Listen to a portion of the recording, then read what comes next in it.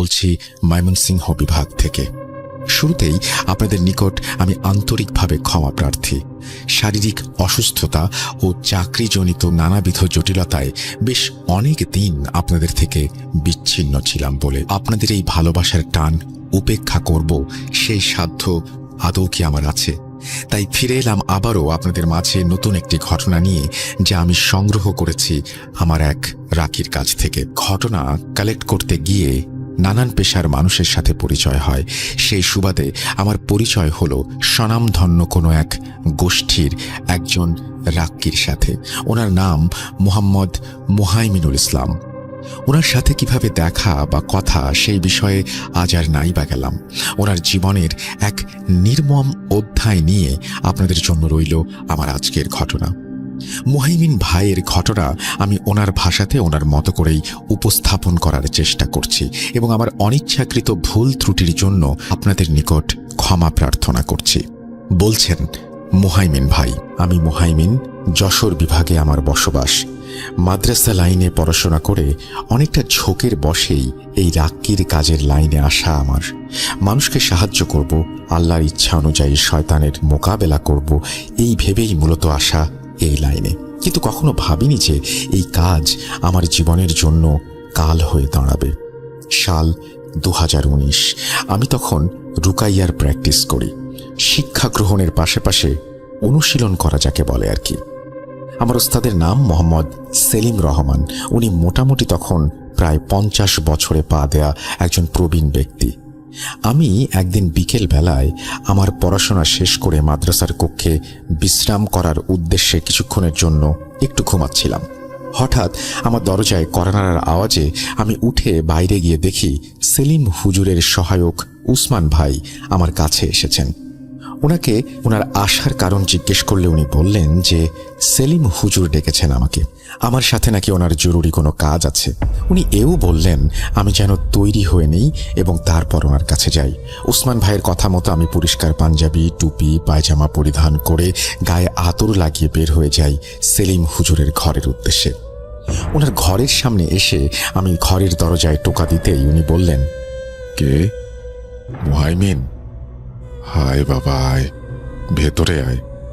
আমি ভেতরে ঢুকে ওনাকে সালাম দিতেই উনি আমাকে নিজের পাশে বসালেন আর বললেন, শোন বাবা, তোর সাথে আজকে একটা কাজ করতে যাব। তার আগে তোকে কিছু কথা না বললেই না। যাই দেখবি তাই সত্যি মানবি না, আবেগ দিয়ে কাজ করবি না, নিজের শিক্ষার ওপর ভরসা রাখবি, আল্লাহর কাছে নিজেকে সমর্পণ করবি এবং সর্বশেষ কখনো কারো কাছ থেকে নিজের কাজের জন্য কোনো প্রকার হাদিয়া নিবি না। তুই যদি আমার এই কথা না মানিস তাহলে তুই কিয়ামতের ময়দানে আমার কাছে বাধা থাকবি। আমি জি হুজুর বলে ওনাকে জিজ্ঞেস করি কাজটা কি। উনি বললেন, চল, রিক্সা নেই, রিক্সায় যেতে যেতে বুঝিয়ে দেব। উনি কারবালা রোডে রিক্সা ঠিক করলেন। যেতে যেতে উনি আমাকে বললেন, শোন, আমি সম্পূর্ণ কাহিনী জানি না। একটা মেয়ের সমস্যা। তার বাবা গত 10-12 দিন ধরে মাদ্রাসার গেটে এসে ধর্ণা দিয়ে যাচ্ছিলেন। মেয়ের জন্য সাহায্য চাইতে আসেন উনি। গত পরশু ওনাকে আমি ডেকে জিজ্ঞাসা করি ওনার আসার কারণটা কি। উনি আমাকে বললেন ওনার মেয়ে রিমা, সে নাকি খুবই অসুস্থ, কোনো শয়তান জিনের দ্বারা প্রভাবিত। আমি ওনাকে জিজ্ঞেস করি যে উনি এই বিষয়ে নিশ্চিত কিভাবে হলেন যে ওনার মেয়ে আসলেই জিন দ্বারা প্রভাবিত। উনি আমাকে জানান যে রাতের বেলা মেয়ের রুম থেকে সাপের হিস হিস শব্দ ভেসে আসতে থাকে। হাজার খুঁজেও নাকি শব্দের উৎপত্তি স্থল খুঁজে পাওয়া যায়নি। মেয়েকে নাকি প্রতি রাতে শরীরে আঘাত করা হয়, হাতে, পায়ে, পিঠে সহ নানান জায়গায়। মেয়েকে জিজ্ঞেস করলে সে বলে এই সর্প নাকি তাকে বাঁচতে দেবে না। আমি মেয়ের বাবাকে জিজ্ঞেস করেছিলাম এই সর্প আসলে কি। উনি আমাকে এই বিষয়ে কোনো নিরেট তথ্য দিতে পারেননি। উনি শুধু আমার পায়ে পড়া বাকি রেখেছিলেন যেন ওনার মেয়েকে সাহায্য করি। তাই দেখতে যাচ্ছি যে আসলে কি হয়েছে। আমি সেলিম হুজুরকে বললাম, কি যে বলেন ওস্তাদ, সর্প আবার কি? দেখেন মেয়ে লেখাপড়া করতে চায় না বলে বাহানা করছে। হুজুর আমাকে বললেন আমি যেন মুখ সামলে কথা বলি, কারণ মেয়েটা নাকি অলরেডি মাস্টার্স পাস। আমি হুজুরের কাছে ক্ষমা প্রার্থনা করে মনে মনে ভাবতে থাকি যে হয়তো বিয়ের চাপ দিচ্ছে বাসা থেকে, তাই এমন করছে। হয়তো কাউকে ভালোবাসার জন্য বিয়ে করতে চাইছে না, হয়তো হয়তো না, আরো কত কি জানি না। আমি আসলেই জানি না ঘটনা কি, কিন্তু হুজুরের কথা মেনে অবশেষে আমরা আমাদের গন্তব্যে পৌঁছালাম। হুজুর রিমার বাবাকে মোবাইল ফোন করলে উনি 5 থেকে 7 মিনিট পর এসে আমাদের নিয়ে গেলেন আমাদের বাসায়। কসম করে বলছি ভাই, বাসায় ঢুকতেই আমার শরীর যেন কাঁটা দিয়ে উঠল।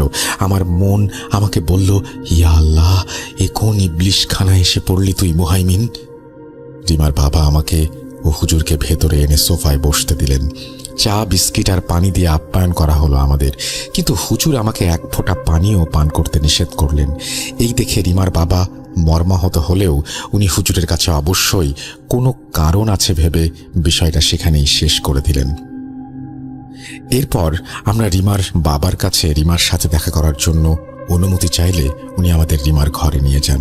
রিমা আগে থেকেই তৈরি ছিল, মাশাআল্লাহ। বোরকা পরিয়ে পরিপূর্ণ পর্দার সাথে তাকে আমাদের সামনে নিয়ে আসা হয়। হুজুর রিমার ঘরটা একটু পরিদর্শন করলেন। ঘরের ডান দিকে একটা বুকশেলফ, বামে বিছানা, পেছনে পড়ার টেবিল আর সামনে বসার জন্য চেয়ার, ডান পাশে বড় জানালা আর সামনে একটা বারান্দা। সবকিছুই সুন্দর, কিন্তু কেন যেন মনে হচ্ছিল এই বাসায় আলো আসে না, এই বাসায় রহমত নেই, এই বাসার ওপরে অভিশাপ বিরাজমান। হুজুর রিমার সামনে বসলেন। রিমা তাকে সালাম দিল। হুজুর সালামের উত্তর দিয়ে আমাকে ইশারা করলেন। আমি রিমার মাকে রিমার হাতের কনিষ্ঠাঙ্গুলি চেপে ধরতে বলি আস্তে করে। হুজুর ওনার মতো করে বিড়বিড় করে আয়াত পড়তে শুরু করলেন। কিছুক্ষণের মাঝেই রিমা গর্জন করতে করতে দম নিচ্ছিল। পরক্ষণেই সে একদম শান্ত হয়ে গেল। হুজুর জিজ্ঞাসা করলেন রিমাকে, কি নাম? রিমা বললেন, নাম সেলিম। তুই জীবনে অনেক জিনের নাম জেনেছিস, আমার নামটা না হয় নাই জানলি। হায়, গল্প করি। রিমার এই উত্তরে হুজুর সহ আমি নিজেও ভ্যাবাচাকা খেয়ে গিয়েছিলাম, কারণ এভাবে কখনো কোনো অবাধ্য জিনকে কথা বলতে শুনিনি আমরা। হুজুর জিজ্ঞাসা করলেন, কি গল্প? রিমা বলতে শুরু করলো, সেলিম, আমি তোকে সবই বলবো, আমি কিছু লুকাই না, কারণ আমার জানিয়ে খেলতে অনেক ভালো লাগে। আর তুই জেনেও কিছু করতে পারবি না। আমার নাম তোকে বলবো না, তুই পারলে নিজে থেকে জেনে নিস। এই মেয়ে আমার প্রেমিকা। ছোটবেলা থেকেই সে আমাকে পুজো দেয়। ওর একটা পুতুল ছিল যার ছবি আঁকত সে। সেগুলো ছিল আমার ছবি, আমার ছবি এঁকে আমাকে ভোগ দিত সে, আমাকে নিজের কাছে টানত। আমি ওর কাছে আসবো, আমাকে আটকাবি কি করে? নিজ ইচ্ছায় মরতেও পারবে না, বাঁচতেও পারবে না। ও তখন মরবে যখন আমি চাইব। হুজুর ক্রোধান্বিত হয়ে বললেন, তুই কে? জীবন ও মরণ আল্লাহর হাতে। তুই কে বাঁচানোর বা মারার? শয়তান ক্রোধান্বিত কণ্ঠে বলল, চুপ। সে জানায় সে আল্লাহকে মানে না, সে আল্লাহ বিরোধী। এই বলে রিমা অজ্ঞান হয়ে গেল। অজ্ঞান হবার আগে সে বলল, সবাই তাকে সর্পদেব বলে চেনে। আমি রিমার রুম থেকে বেরিয়ে রিমার বাবা ও মাকে জিজ্ঞাসা করি এসব কিভাবে শুরু হলো। রিমার মা জানালো, গত বছর রিমা মাস্টার্স পাশ করে। ওনারা মধ্যবিত্ত পরিবারের মানুষ। রিমার বিয়ের কথা তোলেন ওনার মাস্টার্স পরীক্ষা শেষ হবার পরে পরিবার। এরপর থেকে রিমার এই দশা। যেদিন বিয়ের কথা তোলা হয় সেদিন রাতে রিমা নাকি তার মায়ের রুমে গিয়ে তার মাকে ডেকে বলে সে ঘুমাতে পারছে না, আশেপাশে সাপের শব্দ শুনছে। রিমার মা ওর রুমে বিষয়টা দেখতে গেলে উনিও একই রকম সাপের হিস হিস শব্দ শুনতে পান, কিন্তু কোথা থেকে আসছে সেই শব্দ সেটা আর খুঁজে পাওয়া যায়নি। সেদিন থেকেই রিমার ঘুম বন্ধ। দিনে বা রাতে যখনই ঘুমাক দুঃস্বপ্ন দেখে আর চিৎকার করে ওঠে। এই স্বপ্নগুলোর ভয়ে রিমা ঘুমোতে চাইতো না। তাকে ডাক্তার দেখিয়ে সবকিছু চেক আপ করানো হয়, কিন্তু কোনো সমস্যা পাওয়া যায়নি। স্থানীয় মসজিদের ইমামকে এনে রিমার সাথে কথা বলানো হয়, কিন্তু এরপর থেকে হুজুরের আর কোনো পাত্তা নেই। উনি নাকি কোনো কারণে চাকরি ছেড়ে দিয়ে চলে গিয়েছিলেন। ওনারা এরপর আর কিছুই জানাতে পারেননি। আমি মুহাইমিন এসব শুনে ভাবি হয়তো বিয়ে করতে চাচ্ছে না, তাই মেয়েটা এমন করছে, নাটক সাজাচ্ছে। কিন্তু রিমার মা আমার ধারণাকে ভুল প্রমাণ করে দিয়ে বললেন যে রিমার বিয়ের কথা উঠলে সে সরাসরি জানায় তারই বিশ্ববিদ্যালয়ের একজন সিনিয়রের সাথে তার 2 বছরের সম্পর্ক। 2 পরিবারের মাঝে কথাও হয় আমাদের। এই বিয়েতে না আমাদের না ওনাদের কারোরই কোনো আপত্তি ছিল, কিন্তু ভাগ্যের কি খেলা, সারাদিন মেয়ে ঠিক, রাত হলে ছেলেটাকে আর যেন চেনে না।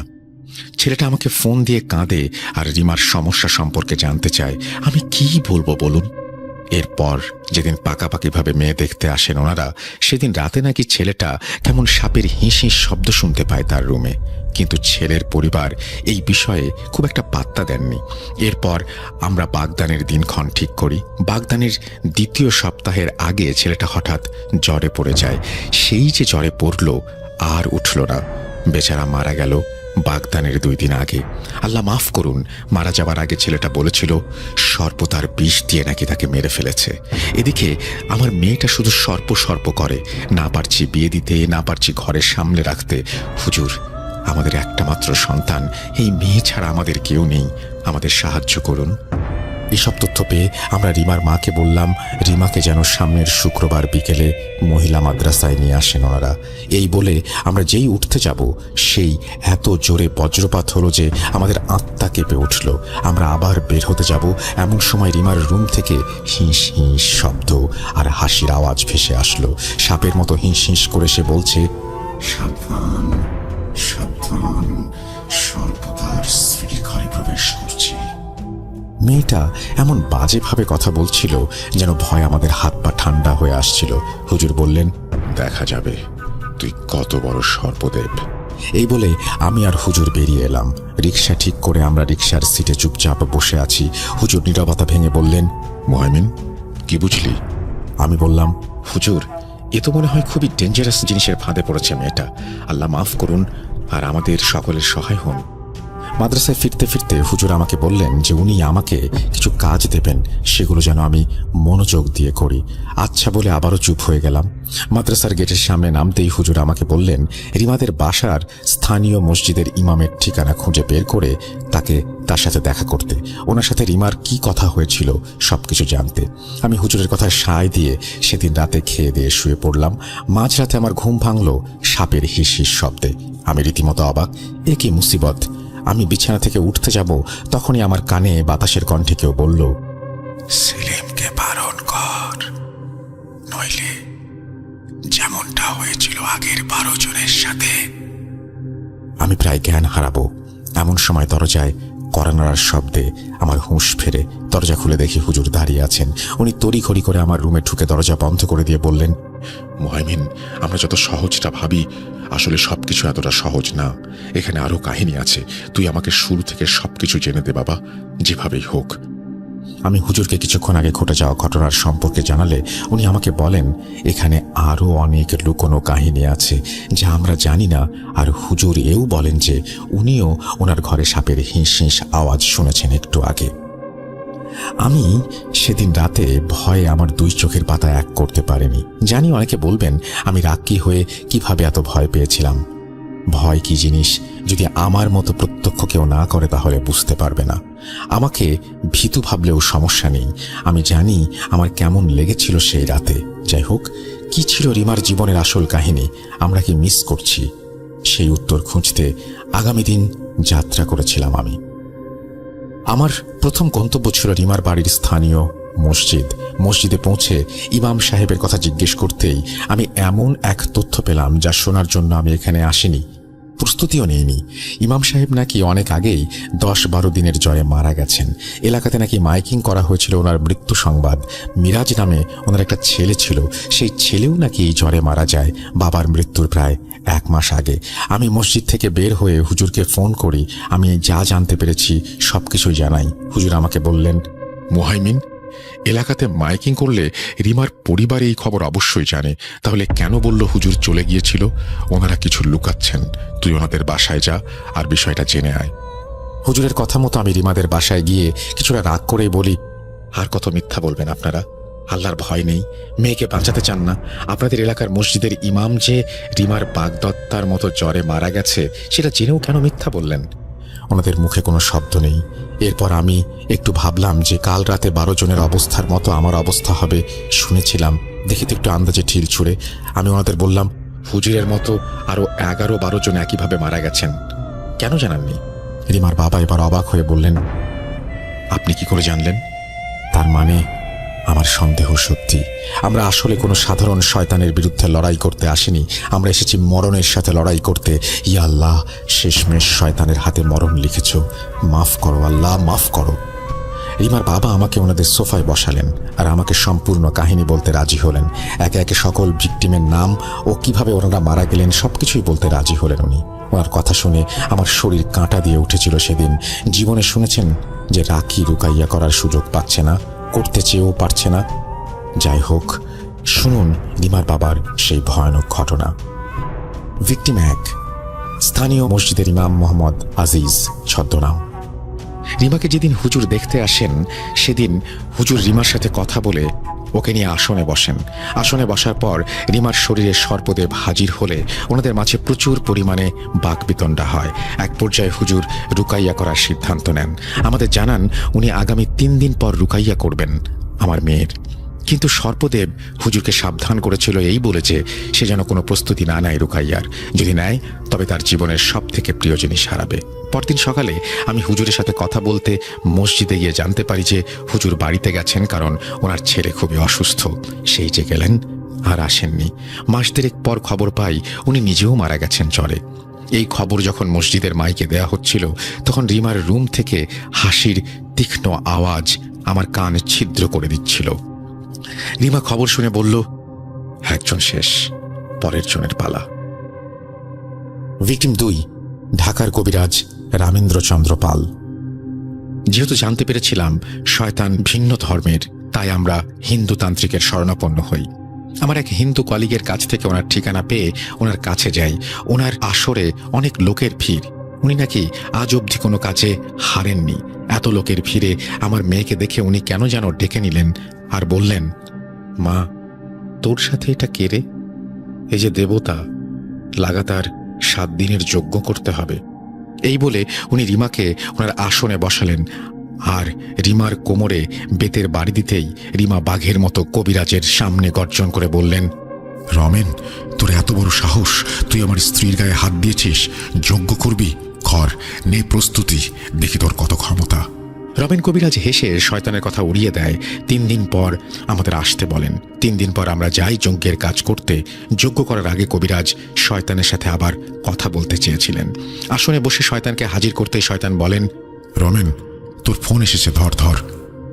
ফোন ধরতেই রমেন কবিরাজ দৌড়ে আসন ছেড়ে চলে যান। কিছুক্ষণ পর আমরা জানতে পারি যে রমেনের অন্তঃসত্ত্বা স্ত্রী পুকুরের পানিতে ডুবে মারা গেছে।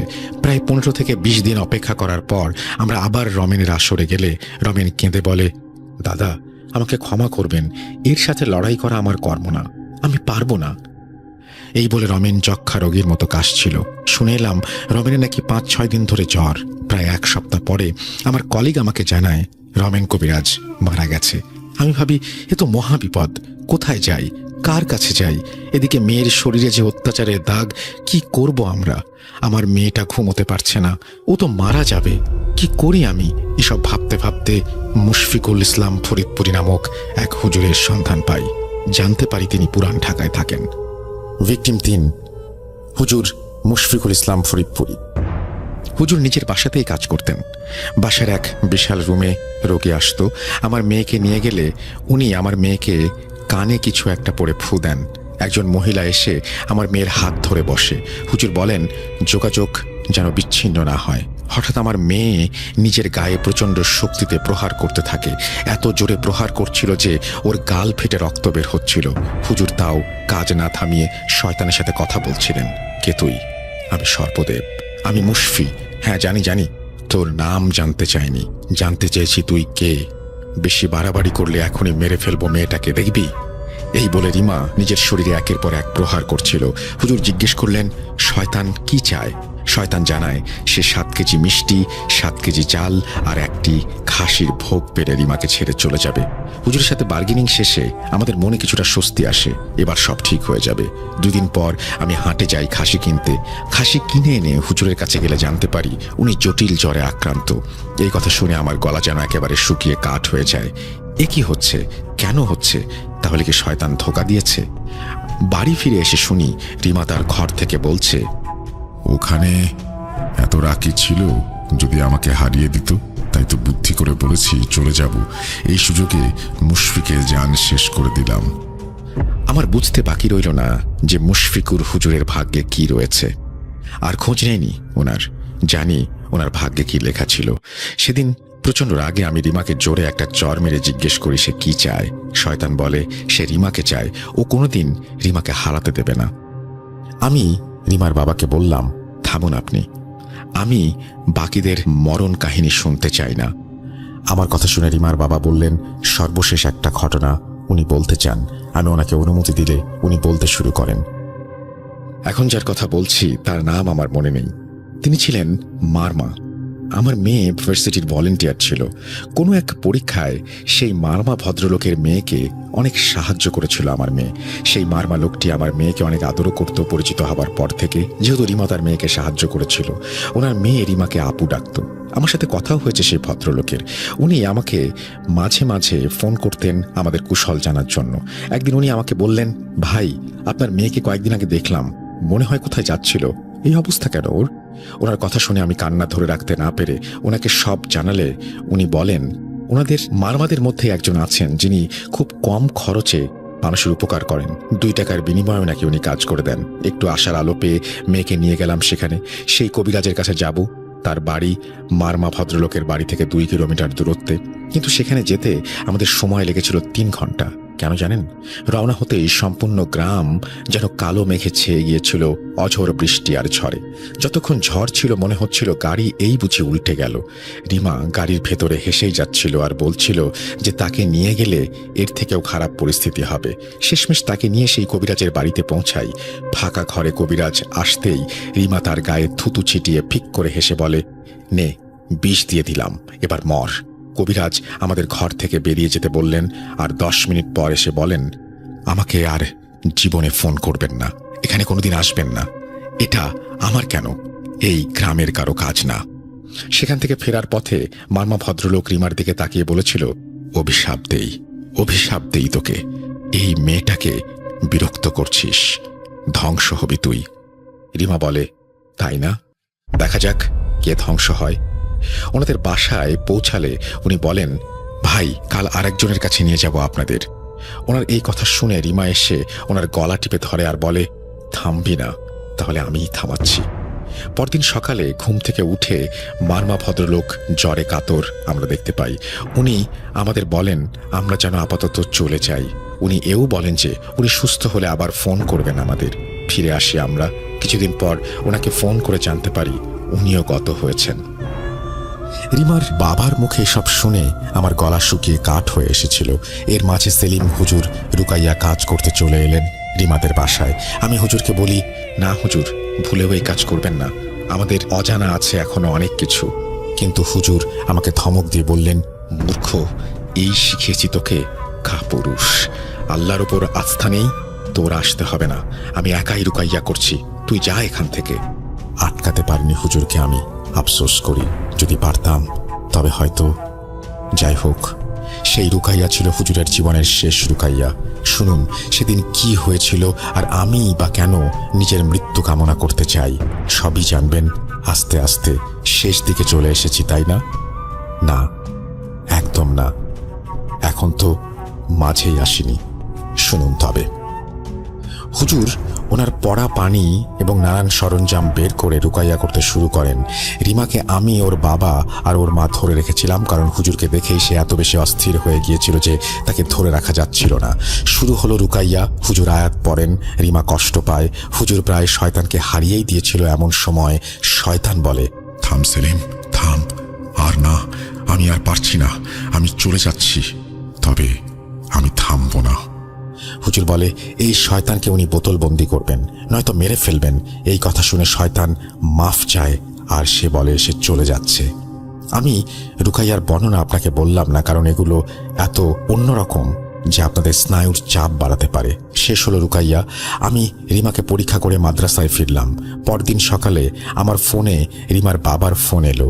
মুহাইমিন ভাই, রিমা আবার পাগলামি করছে। আমার হাত থেকে ফোন পড়ে গেল।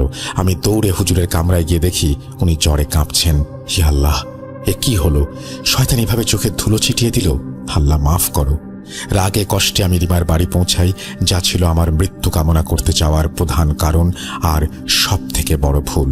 আমি রিমার ঘরে গিয়ে ওর হাত ধরে রাগে জিজ্ঞাসা করি, তুই আর কত প্রাণ নিবি? কে তুই? নাম বল তুই, আমি তোকে ছাড়ব না। রিমা তার হাতের ইশারায় আমার কান তার মুখের কাছে আনতে বলে।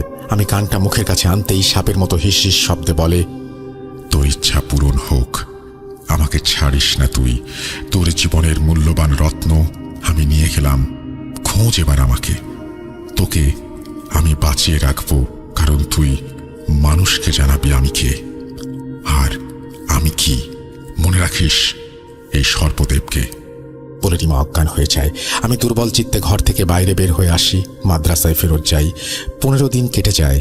এমন কোনো দিন নেই যে রাতে সাপের আওয়াজ শুনতে পাইনি আমি, এবং সাপের আওয়াজ না শুনে ঘুমিয়েছি। আমি ঘুমোতে পারি না, আল্লাহ রহম করো। 18 দিনের মাথায় সেলিম হুজুর মারা যান। মারা যাওয়ার আগে উনি বলেন, ময়মনসিংহে আলিয়া মাদ্রাসায় ওনার এক বন্ধু আছেন, আমি যেন ওনার কাছে যাই, ওনাকে সব ঘটনা খুলে বলি, ওনার সাহায্য নেই। হুজুর মারা যাবার 7 দিন পর আমি আমার গ্রামের বাড়িতে যাই। মানসিক চাপা নিতে পারছিলাম না। এদিকে আমার স্ত্রী তখন অন্তঃসত্ত্বা। আমি গ্রামে গিয়ে সারাদিন ভাবি, আমার জীবনের মূল্যবান এমন কি রত্ন যেটা সে নিয়ে যাবে। তখনও কি জানতাম কি ঘটতে চলেছে আমার জীবনে। বেশ কিছুদিন পরে বিকেলে আমার স্ত্রী রান্নাঘর থেকে কলপাড়ের দিকে যাচ্ছিল। সেখানে এক গোখরা সাপের ছোবলে আমি আমার স্ত্রী ও অনাগত সন্তানকে হারিয়ে ফেলি। দেখেন ভাই, আমি কাঁদছি না, একটুও কাঁদছি না। ওরা মারা যাবার 10-15 দিন পরেও রাতে একদিন সাপের আওয়াজ শুনি। তোর জীবনের রত্ন নিয়ে গেলাম আমি। এখন রোজ রাতে আমি সাপের আওয়াজ শুনি, ঘুমোতে পারি না। আমার কে রইল আর? মাঝে মাঝে মনে হয় মৃত্যু হলেই বোধহয় ভালো হতো এখন, কিন্তু না, আমি লড়েছিলাম। আমি আজ যার সাথে দেখা করতে এসেছি তার সাথে আমি 2019 সালেও দেখা করেছিলাম। খুঁজছি সর্পদেবকে হারাবার পথ। মাঝে কোভিডের কারণে কাজ এগোতে পারেনি। কোভিড শেষ হবার পর রিমার সাথে নতুন জীবন যুদ্ধে নেমেছিলাম আমরা। কি হয়েছিল জানতে চান? শুনুন তবে।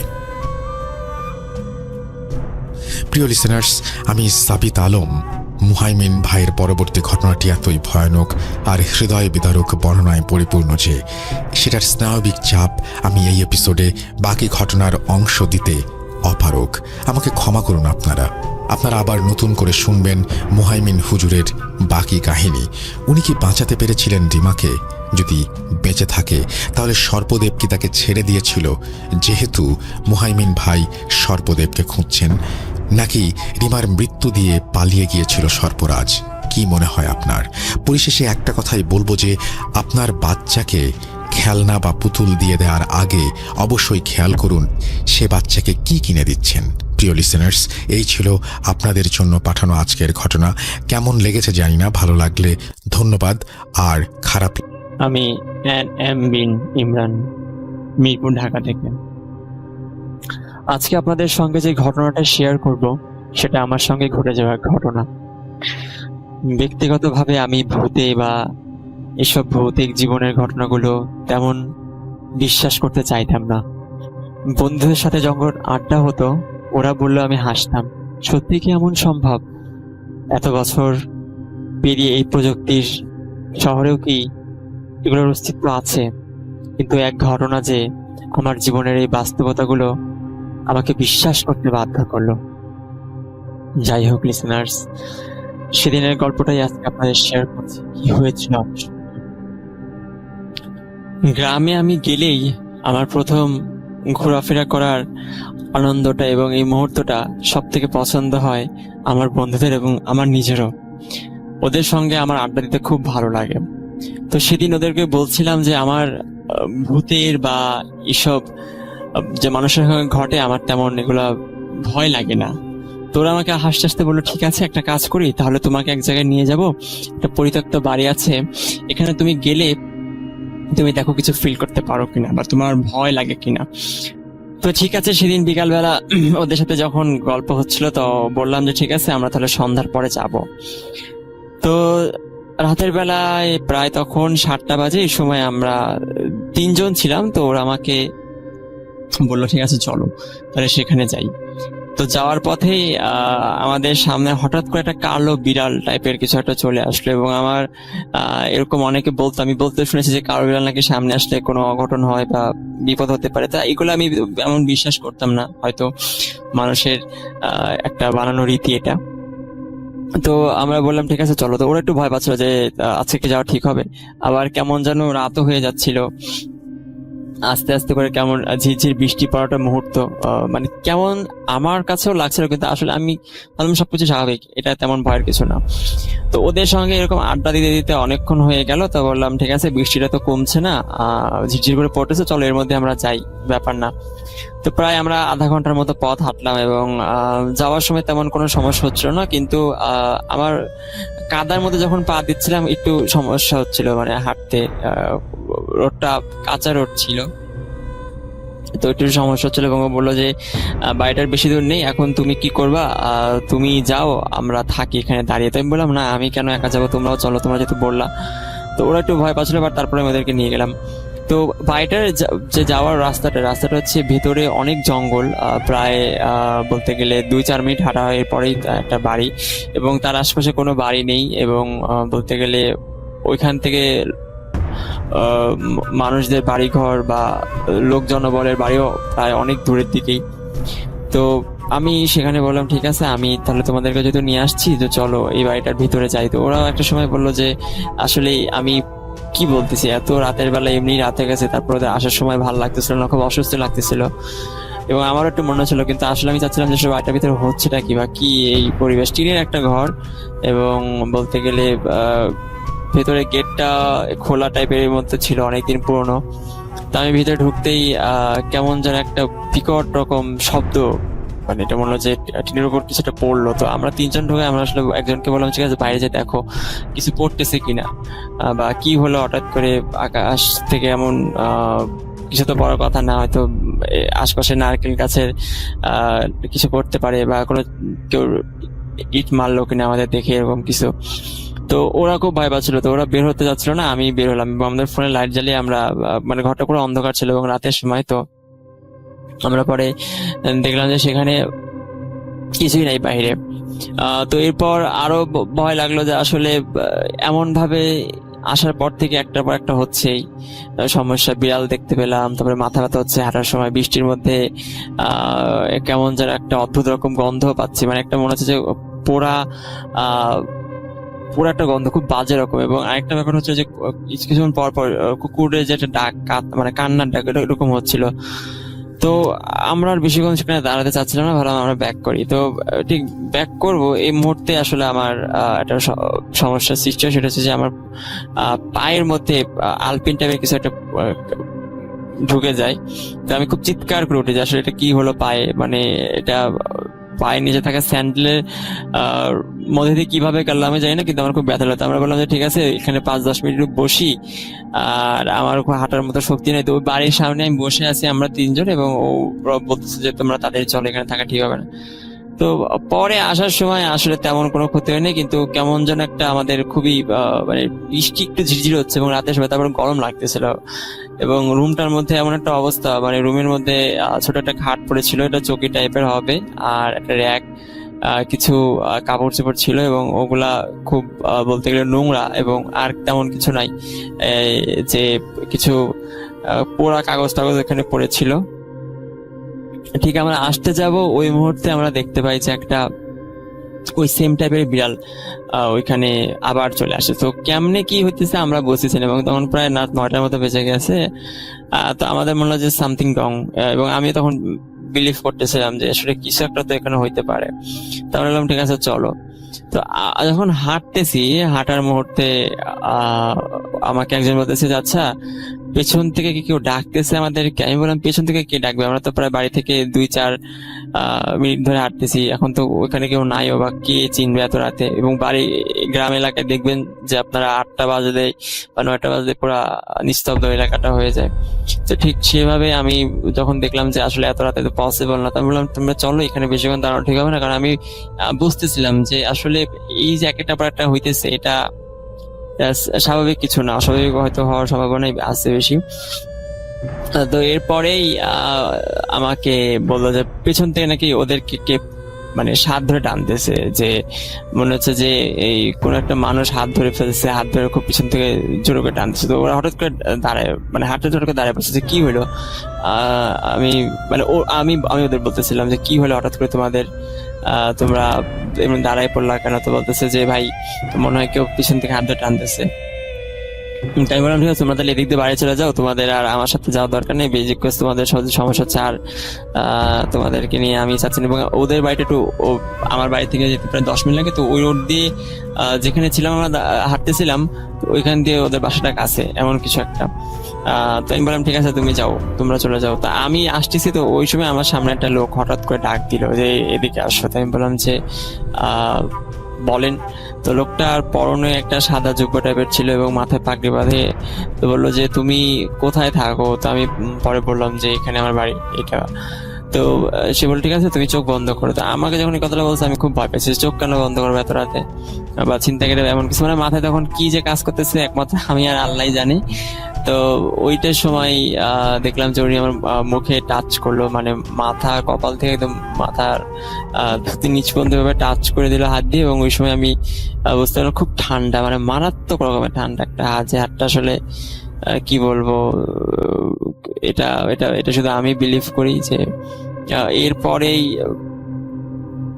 আমি বাড়িতে গেলাম এবং আমার বাড়ির লোকজন বললো যে আমার চোখে নাকি নিচে কেমন কালো একটা দাগ পড়ে গেছে। এবং আমি বাড়িতে এসে আমি যখনই ভাবলাম যে উজু করি, এমন জায়গা থেকে আসছি, তো উজু করতে যাই দেখলাম যে আমার পায়ের ওই যে আলপিনটা ওটা ঢুকছিল, ওটার ব্যথাটা নাই, ব্যথাটা অনেক কমে গেছে। এবং পরে 2-1 দিন পর ওই জায়গা থেকে আমরা জানতে পারলাম যে আসলে আমাদের ওইখানে যাওয়ার আগে, তার কিছুদিন আগে ওখানে লাশ আত্মহত্যা করে। ওইখানে একটা ভাইয়া ওইখানে আত্মহত্যা করেছিল। এবং সে তারপর থেকে নাকি একটু বেশি সমস্যা, ওইখানে কেউ মানে যাওয়া আসা করে না, গেট বন্ধ থাকে, লক থাকে। তো তারপরে আমরা সেদিন কিভাবে গেট খোলা পেলাম আল্লাহই জানে। এবং সবথেকে অবাক করার ব্যাপার হচ্ছে যে আমার সামনে যে লোকটা আসলো এবং যে কালো বিড়াল দেখলাম পেছন থেকে, যে আমার বন্ধুর শার্টটা টান দিল, আসলে এটা কারা ছিল আমরা কিছুই জানি না। কিন্তু আমার কাছে মনে হয় যে বাস্তবিক জীবনে হয়তো হ্যাঁ, ভৌতিক একটা অভিজ্ঞতা বা একটা যে অনুভূতি, এই জগতের কিছুটা অস্তিত্ব আছে, এটা সত্য। এবং আমি মনে করি যে আসলে যারাই রাতের বেলা চলাফেরা করবেন তারা অবশ্যই আগুন জাতীয় কিছু রাখার চেষ্টা করবেন। সেটা ম্যাচ হতে পারে বা লাইট হতে পারে, কারণ আসলে এরা এটা ভয় পায়। তো সেদিন আমার কাছে হয়তো ছিল না দেখে আমি এমন কোনো ব্যবস্থা করতে পারিনি। কিন্তু আসলে এই ব্যাপারগুলা যাদের সঙ্গে ঘটে তারাই বুঝতে পারে যেটা কত ভৌতিক এবং অদ্ভুত রকমের ঘটনা।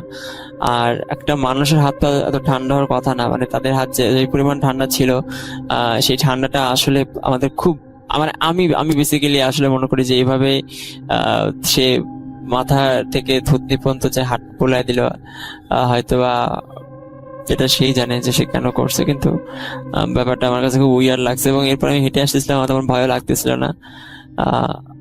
আলহামদুলিল্লাহ এখন আমি ভালো আছি। এবং হ্যালো, আসসালামু আলাইকুম লিসেনার্স, আমি রাকিবুল হাসান রাকিব। আজকে আমি আপনাদের সাথে যে গল্পটি শেয়ার করব, এই গল্পটি আমি আসলে কালেক্ট করেছি আমার এক সম্পর্কের মামার কাছ থেকে। কিন্তু গল্পটি এখানে আসলে আমি জায়গার নাম বা আমি যেই ব্যক্তিগুলোকে প্রেজেন্ট করব, এখানে তাদের নাম আসলে আমি একটু ছদ্মনাম ইউজ করেছি। কারণ আমি যেই জায়গাটা নিয়ে আজকে গল্পটি বলবো, সেই জায়গাটা আসলে একটু বিক্রির প্ল্যান চলছে। তো এখন উনি এই গল্পটি আমার সাথে শেয়ার করার পর উনি আসলে চাচ্ছিল না যে কোনোভাবে আমি এটা মানে কোনো একটা প্ল্যাটফর্মে প্রেজেন্ট করি, যাতে ওনার পরবর্তীতে জমিটা বিক্রি করতে সমস্যা হয়। কারণ উনি একটু এই প্যারানর্মাল সমস্যার জন্যই উনি জমিটা আসলে ওনার কাছে রাখতে চাচ্ছে না। তো এখন তারপরও আমি ওনার কাছে অনেক পারমিশন নিয়ে রিকোয়েস্ট করার পর উনি নিজেও একজন ভূত.com এর অনেক ভক্ত। তো পরবর্তীতে উনি রাজি হয়েছে। তো গল্পটি আসলে একটা তান্ত্রিক বা ব্ল্যাক ম্যাজিক করে এরকম একজন মানুষকে নিয়ে কাহিনী, যে হচ্ছে আসলে একজন মানুষ না। সেটা গল্পটা আপনারা আমার কাছ থেকে পুরোপুরি শুনলে বুঝতে পারবেন। তো গল্পটা আমি যার কাছ থেকে শুনেছি, উনি যেভাবে আমার কাছে প্রেজেন্ট করেছে, আমি সেভাবে আপনাদের কাছে এখন তুলে ধরবো। তো গল্পটি আসলে মূলত আমি একটু আগে বলেছি যে একজন তান্ত্রিককে নিয়ে মূলত গল্পটি। তো গ্রামে হুট করে এক তান্ত্রিকের আবির্ভাব ঘটে। আমি যে গ্রামের কথা বলছি সেই গ্রামে একটি মোটামুটি ভালো একটি বড় নদী রয়েছে। তো ওই নদীর পাশে একটি বড় বট গাছ আছে। তো ওই বট গাছে হুট করে একজন তান্ত্রিকের আবির্ভাব হয়। উনি ওখানে বেশ কিছুদিন থেকে মানুষ দেখে যে উনি ওখানে ধ্যান করে, ওখানে বসে থাকে। তো এখন মানুষজন আসলে খুব একটা কৌতূহল বা আগ্রহ নিয়ে ওনাকে কিছু জিজ্ঞেস করে না। মানুষ মনে করে যে হয়তো বা কোনো ফকির হবে, অন্য কোনো গ্রাম থেকে এসেছে, পরবর্তীতে চলে যাবে। তো ওই গ্রামে যেহেতু আমি একটু আগে বলেছি যে একটা নদী আছে, নদীর পাশেই হচ্ছে বটগাছ। তো ওই নদীতে মোটামুটি নদীটা অনেক বড় থাকার কারণে ওখানে সবসময় বিভিন্ন ধরনের মাছ ধরার জন্য বিভিন্ন ধরনের জেলেরা আসতো। ওরা বিভিন্ন ধরনের কথাবার্তা বলতো।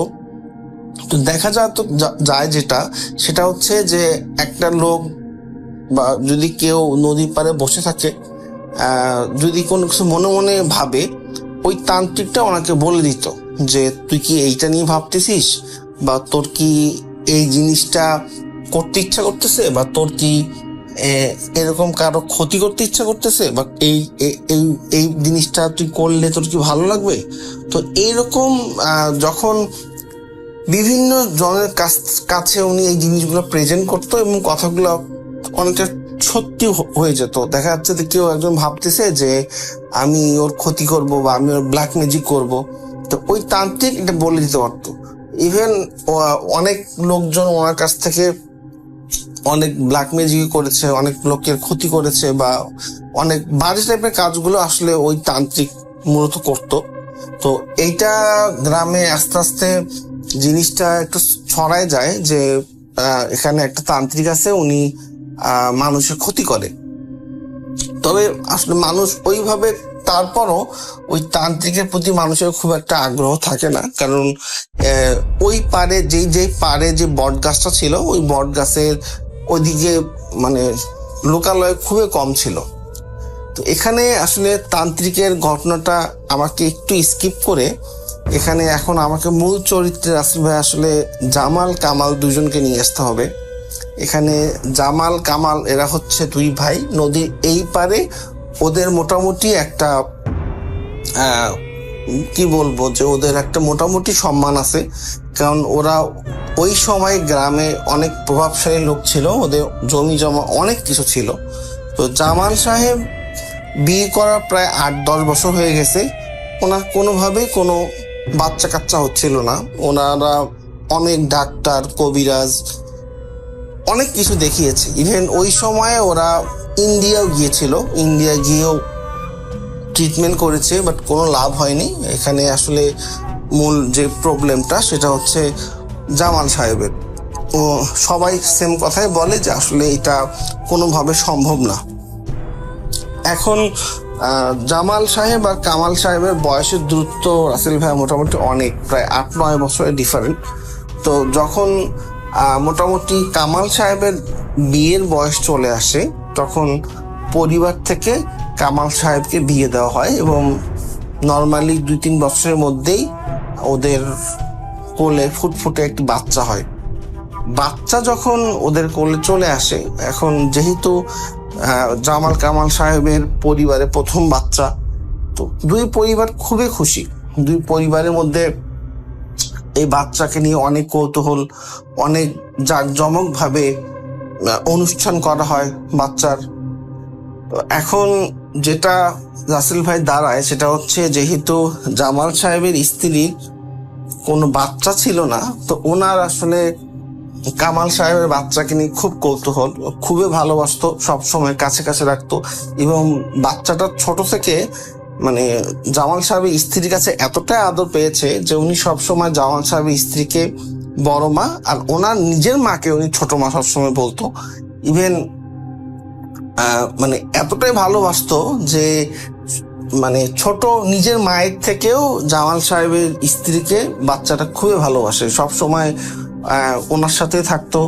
তো এইটা প্রথমের দিকে মানে কামাল সাহেবের স্ত্রীর ভালো লাগলেও বাট পরবর্তীতে ওনার আসলে খুব একটা ভালো লাগে না যে আমার সন্তান কেন অন্যের প্রতি আমার সন্তানের টান বেশি থাকবে। প্রথমে হয়তো বা কামাল সাহেবের মানে স্ত্রীর মনে হতো যে বাচ্চাটাকে মানুষ করতে বা বড় করতে আমার খুব একটু প্যারা হয়নি, কিন্তু পরবর্তীতে যখন বাচ্চাটা বড় হতে থাকে, বুঝতে শেখে, তখন আসলে কামাল সাহেবের স্ত্রী এটা খুব একটা ভালো চোখে উনি দেখে না। তো একদিন যেটা হয় সেটা হচ্ছে যে গ্রামে ছোট ছোট কিছু মুদির দোকান থাকে, তো এরকম জামাল সাহেবের স্ত্রী বাচ্চাটাকে খাওয়ানোর জন্য দোকানে নিয়ে যায়। তো যে দোকানে নিয়ে যায়, দোকানের পাশে একটা ছোট কুয়া আছে। বা এখন ওই বাচ্চাটা ওখানে হচ্ছে গ্রামে কিছু ছোট ছোট মিষ্টির মতো কিছু লাড্ডু পাওয়া যায়। তো বাচ্চাটা বলে যে লাড্ডু খাবে। তো যখন লাড্ডু এরকম কিনতে যাবে, তো হুট করে বাচ্চাটা ও আসলে পাশে কুয়াটার দিকে, সামনে কুয়াটা ছিল, কৌতূহলবশত কুয়াটার দিকে তাকানোর সাথে সাথে হুট করে স্লিপ করে বাচ্চাটা পড়ে যায়। তো বাচ্চাটা যখন পড়ে যায়, তো ভাগ্য ভালো ছিল বাচ্চাটা, সেটা হচ্ছে যে ওই দোকানে অনেক লোকজন ছিল, সাথে সাথে 2-3 জন ঝাঁপ দেয় কুয়াতে। কুয়াটা খুব একটা গভীর ছিল না, বাচ্চাটার কোনো বড় ধরনের ক্ষতি হয়নি। বাচ্চাটা খুব মানে ভালোভাবেই বাচ্চাটাকে হচ্ছে কুয়া থেকে উঠানো হয়। কিন্তু এটা নিয়ে কামাল সাহেবের স্ত্রী আসলে খুব বাজে ব্যবহার করে জামাল সাহেবের স্ত্রীর সাথে। ওদের মধ্যে অনেক কথা কাটাকাটি হয় এবং এক পর্যায়ে বলে যে তোমার তো হচ্ছে, বলে যে তোমার তো নিজের সন্তান নেই, তো সন্তানের ক্ষতি হইলে কেমন লাগে তুমি তো সেটা বুঝবা না। তুমি যতই তুমি আমার সন্তানকে ভালোবাসো, ও তো তোমার আপন সন্তান না। তো আমার সন্তান যদি আজকে কিছু হয়ে যায়, তো তুমি তো বন্ধা, তুমি এটা কি বুঝবা? তো এই জিনিসটা যখন আসলে জামাল সাহেবের স্ত্রী কামাল সাহেবের স্ত্রী জামাল সাহেবকে বলে, উনি অনেক কষ্ট পায়। তো রাতে যখন জামাল সাহেব আসে, উনি সবকিছু শেয়ার করে ওনার জামাইয়ের কাছে, যে এরকম হাজবেন্ডের কাছে, যে এরকম আমাকে আজকে এইভাবে কথা শোনানো হয়েছে। তো এখন জামাল সাহেব আসলে হুট করে, যেহেতু বাইরে থেকে আসে, বাইরে থেকে নর্মালি ছেলে মানুষরা আসলে একটু ওদের মাথা গরমই থাকে, তো উনিও হুট করে বলে ফেলে যে হ্যাঁ সেটা তো হবেই, অনেক বছর থেকেই হচ্ছে আমাদের বাচ্চা হয় না, মানুষ তো বলবেই। এখন হচ্ছে আমরা তো অনেক ট্রাই করছি, হয়নি, আর তোমারও কি দরকার যে অন্যের সন্তানের প্রতি তোমার এত আগ্রহ দেখানোর? তুমি এরকম যদি করো নেক্সটে, তাহলে হচ্ছে তোমার সংসার করার দরকার নেই। আর আমি আসলে নিজেরও আমার ভাল লাগে না এসব ব্যাপার, কথাবার্তা শুনতে। তো এইসব অনেক কাটাকাটি হয়, আরো অনেক কথা কাটাকাটি হয়, ঝগড়া হয়। তো এক পর্যায়ে আসলে মানে জামান সাহেবের স্ত্রী হয়তো বা এই জিনিসগুলো মেনে নিতে পারে না। সকালবেলা ঘুম থেকে উঠে জামান সাহেব যেটা করে, উনি হচ্ছে সকালে উঠেই ওনার স্ত্রীকে উনি সবসময় ডাকে, দেখা যাচ্ছে দেখে জিজ্ঞেস করে যে যেহেতু ওদের জমি জমা অনেক, যে আজকে কয়জন কৃষক এসেছে বা রান্না বান্নার কি অবস্থা, উনি খাওয়া দাওয়া করে উনি মাঠে যাবে। তো অনেক ডাকাডাকি করে, কোনোভাবেই হচ্ছে কোনো সারা শব্দ পায় না।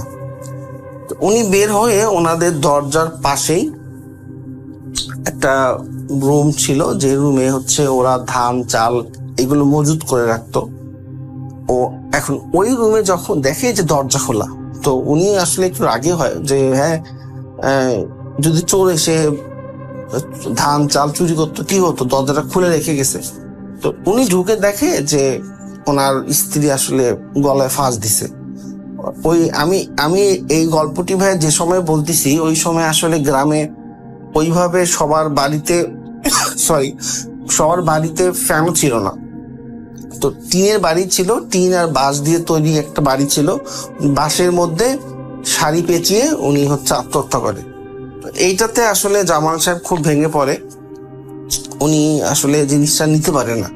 তো উনি তো এর মাঝে তো হচ্ছে ওই তান্ত্রিকের ব্যাপারটা গ্রামের সবাই জানে, যে উনি অনেক ব্ল্যাক ম্যাজিক করে, উনি আসলে মানুষের ক্ষতি করে। তো এখন জামাল সাহেবের মাথায় আসলে একটা খারাপ চিন্তা চলে আসে যে হ্যাঁ, ওদের বাচ্চা কাচ্চা আছে, ওদের এত অহংকার, আমার বউ মারা গেল, প্লাস আমার যে সম্পত্তি, এই সম্পত্তিগুলো আমি মারা গেলে দেখা যাবে তো যে ওই বাচ্চাটাই পাবে, তো আমার কি হবে? আর আমার তো বিয়ে করে কোনো লাভ নেই, কারণ যেহেতু আমার প্রবলেম, আমার তো বাচ্চা কাচ্চা হবে না। তখন উনি আসলে ওই তান্ত্রিকের কাছে যায়। এখান থেকে রাসেল ভাই আসলে মেইন ঘটনাটা শুরু হয়। ওই তান্ত্রিকের কাছে যায়, তান্ত্রিকের কাছে গিয়ে তান্ত্রিককে বলে, সব ঘটনা খুলে বলে। তখন আসলে তান্ত্রিক বলে যে আমি এটা করে দিতে পারবো, তোর হচ্ছে ওই বাচ্চাটাকে আমি নষ্ট করে দিতে পারবো, কিন্তু আমার এখানে দুটো শর্ত আছে। প্রথম শর্ত হচ্ছে বাচ্চাটার রক্ত লাগবে। রক্ত লাগবে বলতে এইভাবে যে যে কোনো একটা কাপড়ে বাচ্চাটার একটা রক্ত ফোঁটা জাস্ট ওই কাপড়টার মধ্যে লাগাইতে হবে, আর বাচ্চার চুল লাগবে। আর আরেকটা উনি শর্ত দিছে যে আমি ওই গ্রাম থেকে এই গ্রামে আসতে চাই, কারণ আমি এখন যেখানে আছি সেখানে আসলে খুব একটা লোকালয় নাই, আমার একটা নির্দিষ্ট আশ্রয় কেন্দ্রের প্রয়োজন। তো তোর তো অনেক জমি জমা অনেক কিছু আছে, তুই যদি হচ্ছে আমাকে তোর বাসায় থাকতে দিস তাহলে আমি এই কাজটা করব। তখন বলে যে বাবা, আপনার নামে তো অনেক ব্যাড রিপোর্ট, আপনি ব্ল্যাক ম্যাজিক করেন, আপনি এখন যে জায়গায় আছেন এই জায়গায় লোকালয় কম, এই জন্য হয়তো বা আপনাকে কেউ কিছু বলতেছে না, বাট এইদিকে আমাদের নদীর এই পারে তো লোকালয় অনেক, এখানে তো কেউ রাজি হবে না। বলে যে আমি জানি না তুই কিভাবে আমাকে নিয়ে যাবি, সেটা তোর ব্যাপার, কিন্তু তুই যদি আমার কাছ থেকে এই জিনিসটা চাস তোকে এই দুইটা কাজ করতে হবে। তখন জামাল সাহেব যেটা করে সেটা হচ্ছে উনি গ্রামে বলে যে এরকম এই তান্ত্রিক আসলে উনি খারাপ মানুষ না, আসলে কেউ যদি খারাপ কারো করতে চায় উনি হয়তো করে দেয়, বাট উনি ভালো কাজও করে, আর উনি অনেক অসুস্থ, তো আমার বাসায় তো আসলে আমি ছাড়া কেউ থাকে না, তা আমি ওনাকে আমার বাড়িতে নিয়ে উঠাই, উনি কিছুদিন থাক, উনি সুস্থ হলে চলে যাবে। আর উনি বলেছে যে উনি পরবর্তীতে এই খারাপ কাজগুলো করবে না। তো যেহেতু জামাল সাহেব গ্রামে মান্যগণ্য ব্যক্তি, মানুষ আসলে ওনার কথা না, যদিও রাজি না, তারপরও না বলতে পারে না। তারপর রাসেল ভাই ওই ওই জামাল সাহেবের বাসায় ওঠে, একটা রুম করে দেওয়া হয়, ওখানে উনি থাকে। তো তান্ত্রিক হচ্ছে ওনাকে বলে যে ওনার রুমে কখনো কেউ যেন না ঢোকে। আর তান্ত্রিককে রাসেল ভাই এখানে একটা কথা আমি বলতে ভুলে গেছি, যে উনি যে মানুষের ক্ষতি করতো, ব্ল্যাক ম্যাজিক করতো, উনি কখনো কারো কাছ থেকে কোনো পয়সা নিত না। ওনার সব সময় চাহিদা ছিল যে ওনাকে বিভিন্ন ধরনের মুরগি, মাছ বা কোনো পাখি এইগুলো দিতে হবে। যদি কেউ পাখি, মুরগি বা খাসি দিত, সেটা জ্যান্ত দিতে হবে। উনি এইগুলো ছাড়া কখনো কোনো টাকা পয়সা বা অন্য কোনো কিছু ডিমান্ড করতো না। তারপরে রাসেল ভাই যেটা হয় সেটা হচ্ছে যে ওই এখন জামাল সাহেব আসলে ভাবে যে আমি এতটুকু বাচ্চা, ওনার যেহেতু ওনার ভাইয়ের বাচ্চা, ওনার একটু হইলেও সবকর্ণা কাজ করে যে কিভাবে আমি এই বাচ্চাটাকে আঘাত করব। তখন ওনার মাথার মধ্যে একটা জিনিস খেলে যে আমি একটু বাচ্চাটাকে নিয়ে সাইকেলে কোথাও যাব, তো আমি ইচ্ছা করে পড়ে গেলে অবশ্যই হাঁটু ছাল যাবে বা হাতে ব্যথা পাবে, একটু রক্ত বের হবে, সেটা আমি কোনো একটা কাপড়ে হচ্ছে নিতে পারবো। আর চুল তো নেওয়া হচ্ছে কোনো ব্যাপার না। তো তারপর উনিও আসলে একটু অভিনয় করে কামাল সাহেবদের সাথে, যে যা হয়ে গেছে। এর আগে কথা বলতো না কামাল সাহেবের সাথে বা কামাল সাহেবের স্ত্রীর সাথে, তো উনি বাচ্চাটাকেও একটু ভালোবাসে। তো এর মাঝে যেটা হয় রাসেল ভাই, যে সবসময় জামাল সাহেবের বাসায় যে তান্ত্রিক থাকতো, রাত্রিবেলা অনেক বাজে ধরনের সাউন্ড হতো। দেখা যেত যে হুট করে গভীর রাতে ওনার বাসা থেকে কোনো আগুনের দলা চলে আসতেছে, খুব বাজে সাউন্ড হচ্ছে, মনে হচ্ছে যে বহু লোকজন ওনার বাসায় কথা বলতেছে। তো এইটা আসলে গ্রামের লোকজন মানে একটু ভয়ে পাওয়া শুরু করে দিয়েছিল। তো এখন আসলে জামাল সাহেব যেহেতু গ্রামে মোটামুটি মান্যগণ্য ব্যক্তি, কেউ ওনার আসলে কথার উপর কথা বলতে পারতো না। তো এখন উনি পরবর্তীতে বাচ্চাটাকে নিয়ে একদিন বাজারে যায়। তো বাজারে যাওয়ার পথে উনি ইচ্ছা করেই সাইকেল থেকে মানে বাচ্চাটা সব পড়ে যায়। পড়ে যাওয়ার পরে বাচ্চাটা আসলে পা হাঁটু সাল যাওয়ার কারণে হালকা রক্ত বের হয়। তো উনি তো যেহেতু এটা ওনার প্রি প্ল্যানিং একটা, ওনার এই ঘটনাটা উনি ঘটাবে উনি আগে থেকে জানে। উনি একটি কাপড় আগে থেকে নেওয়া ছিল, কাপড়ের মধ্যে উনি হালকা রক্ত মুছে ওটি উনি রেখে দেয়। তারপর রাসেল ভাইয়া এই জিনিসটা হচ্ছে উনি ওই তান্ত্রিককে দেয়। তো তান্ত্রিক বলে যে এরকম আমি কিছুদিনের মধ্যেই কবে এই কাজটা করব আমি তোকে জানাই দিব। ওই দিন হচ্ছে তুই তোর বাসায় থাকবি না, তুই অন্য কোথাও চলে যাবি। ইভেন উনি সময়ও বলে দেয় যে এই সময়ের মধ্যেই আমি একটা এরকম ওই বাচ্চার ক্ষতি করব, বাচ্চাটা 3-4 দিনের মধ্যে অটোমেটিক মারা যাবে। তো ওই দিনটা রাসেল ভাই আসলে চলে আসে। তো ওই দিনে রাসেল ভাই যে ঘটনাটা ঘটে, আমি একটু কামাল সাহেবের বাসার থাকার প্লেসের বর্ণনাটা দিই। ওদের বাসারটা হচ্ছে 2টা বেডের ছিল। তো এক বেডে কামাল সাহেবের স্ত্রী আর ওনার বাচ্চা সহ থাকতো, আরেক বেডে কামাল সাহেব থাকতো। যেহেতু কামাল সাহেবের মাঝে মাঝে অনেক ধরনের কাজ থাকতো জমি জমার, ওনার অনেক রাতে উনি আসতো। তো যেহেতু বাচ্চা বা স্ত্রীর যেন ঘুমের কোনো সমস্যা না হয়, ওই জন্য উনি অনেক সময় আরেক খাটে গিয়ে ঘুম যেত। তো ওই দিনও আসলে রাতে হয়ে যায়। রাত বলতে আসলে ভাই রাত 10টা, গ্রামের রাত ওই সময় গ্রামের রাত 10টা মানে অনেক। তো কামাল সাহেব যখন ঘুমিয়ে পড়ে, হুট করে ওনার রাত 2টা-2:30টার দিকে ঘুম ভেঙে যায়।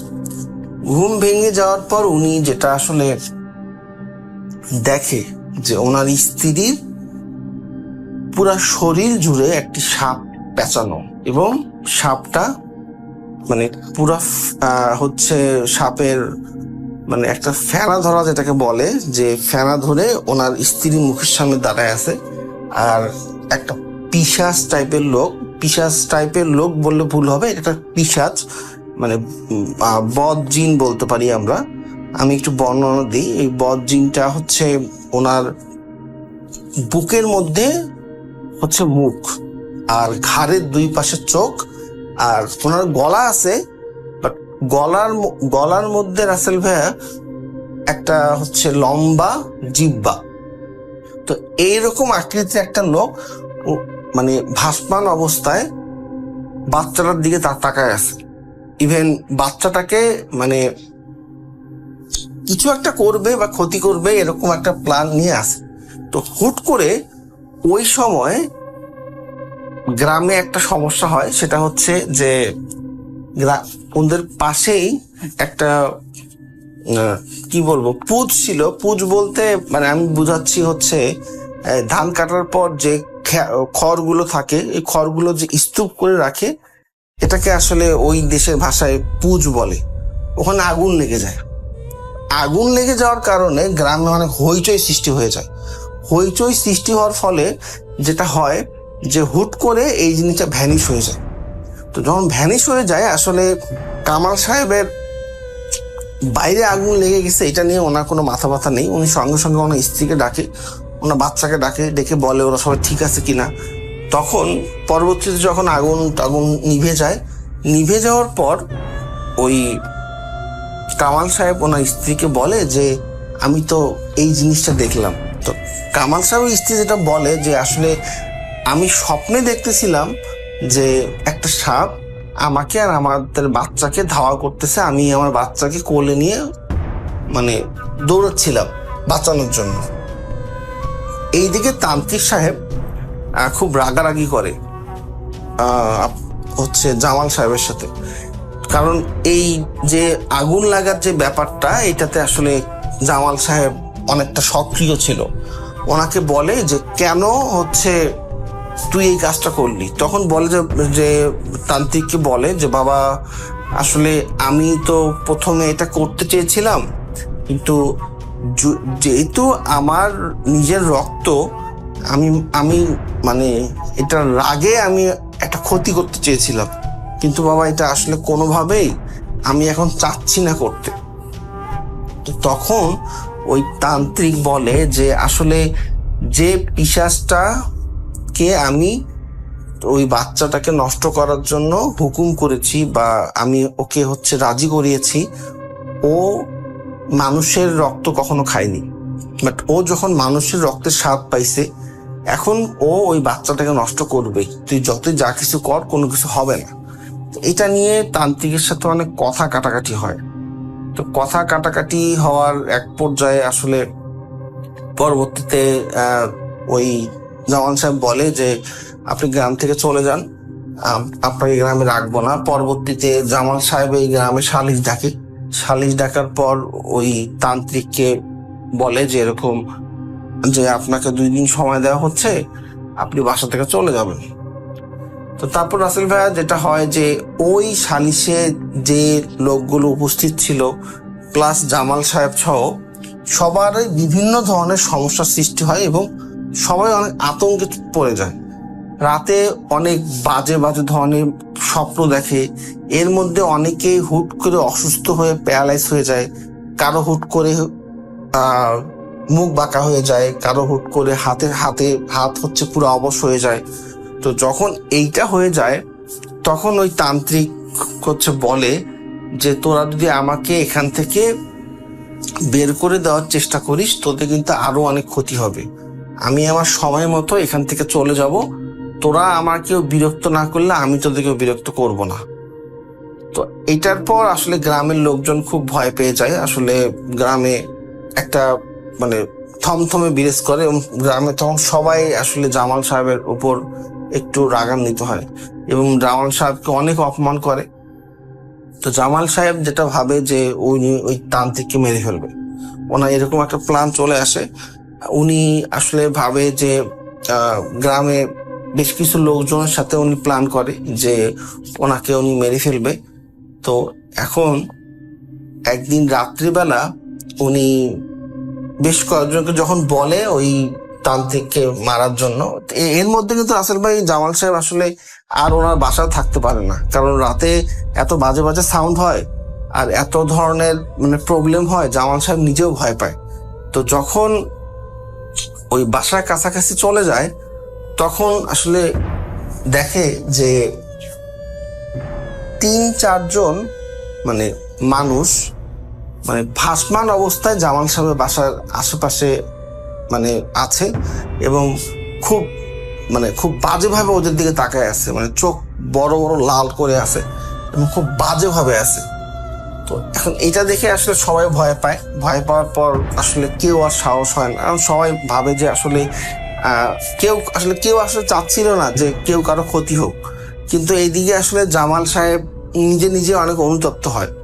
জামাল সাহেব ভাবে যে আমাকে গ্রামের সবাই মানুষজন এত মান্য করে, কিন্তু এখন আমার জন্য গ্রামের মানুষের এত ক্ষতি হচ্ছে, এটা উনি আসলে মেনে নিতে পারে না। এবং উনি পরবর্তীতে যখন উনি নিজেও স্বীকার করে ওনার ভাইয়ের কাছে, কামাল সাহেবের কাছে, যে উনি কেন এই তান্ত্রিককে এখানে আশ্রয় দিয়েছিল।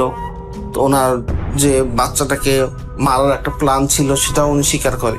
তো এইটা স্বীকার করে। তো এখন এর মাঝে রাসেল ভাইয়ের যেটা হয় সেটা হচ্ছে যে একদিন ওই বাচ্চা ওই গোসল করার জন্য ওনার মা সহ নদীতে যায়। তো সাথে আরেকজন ছিল। নদীতে যখন গোসল করে নদীতে ওই সময় খুব একটা পানি ছিল না, যে কেউ যে ডুবে মারা যাবে এরকম কোনো পানি ছিল না। তো বাচ্চাটাকে একটু হালকা পানিতে রেখে কিছু কাপড় ছিল ওই ধোয়ার জন্য। তো কামাল সাহেবের স্ত্রী একটু যেখানে একটু পানি গভীরতা বেশি সেখানে গিয়ে কাপড়গুলো ধৌত করছিল। তো এক পর্যায়ে যেটা হয়, উনি দেখে কি যে ওনার পায়ে বারবার কি যেন একটা লাগছিল। উনি ভাবছে যে যেহেতু এখানে মাছ টাছ থাকে, যে কোনো বড় মাছ হয়তো বা উনি যে কাপড় ধুচ্ছিল ওখানে হয়তো আটকায় গেছে। তো উনি কি করে উনি একটু হালকা ডুব দেয়, ডুব দিয়ে দেখে যে আসলে এটা কি দেখার চেষ্টা করে। যে ওনার সর্বোচ্চ উনি রাসেল ভাইয়া 6 থেকে 7 সেকেন্ড ডুব দিয়েছিল। উনি ডুব দিয়ে উঠে দেখে ওনার বাচ্চা নেই। উনি তো খোঁজে আমার বাচ্চা কোথায় গেল, কোথাও খুঁজে পায় না। এখন সবাই খোঁজাখুঁজি, কোনোভাবেই এই বাচ্চাটাকে খুঁজে পাওয়া যায় না। এদিকে এই তান্ত্রিকও 3 দিন থেকে হাওয়া, এনাকেও মানে খুঁজে পাওয়া যাচ্ছে না। ইনি বাসায়ও নেই। সবাই ভাবছে যে তান্ত্রিক মানে ক্ষতি করছে। উনি জামাল সাহেব বাসায় যায়, তান্ত্রিকে খোঁজে, বাট তান্ত্রিকে গিয়ে দেখে যে তান্ত্রিকের রুম তালা মারা, কেউ তো ভিতরে ঢোকারও সাহস পায় না তান্ত্রিকের রুমে। তো তার 3 দিন পর হুট করে যে জায়গায় বাচ্চাটা দাঁড়ায় ছিল সেম ওই জায়গায় থেকেই বাচ্চাটার লাশ উদ্ধার হয় রাসেল ভাইয়া, এবং বাচ্চাটার শরীরে 1 ফোঁটাও কোনো রক্ত ছিল না। এবং এটার পর আসলে মানে গ্রামের লোকজন খুবই ভয় পেয়ে যায় এবং সবাই ভেবে নেয় যে এটা আসলে ওই তান্ত্রিকের কাজ। আর সবচেয়ে আশ্চর্যের ব্যাপার হচ্ছে বাচ্চাটাকে লাশ যখন পাওয়া যায়, যখন বাচ্চাটা লাশটা কামাল সাহেবের বাসায় নিয়ে আসে, মানে জামাল সাহেবের বাসা থেকে একটু দূরেই হচ্ছে কামাল সাহেবের বাসা, তখন দেখা যায় যে তান্ত্রিকটা বাসার উঠানে বসে আছে। তো এখন জামাল সাহেব তো খুবই খেপে গেছে, খুব রাগ হয়ে আছে। উনি আসলে কিছু ওই সময় কিছু বলে না।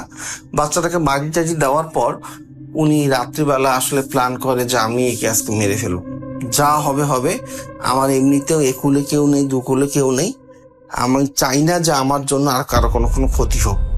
উনি গভীর রাতে কি করে, আসল ভাইয়া একটা বাঁশ নেয়, বাঁশ নিয়ে এই তান্ত্রিকটাকে মারবে মানে মারার প্ল্যান করার জন্য উনি মানে গোপনে ওই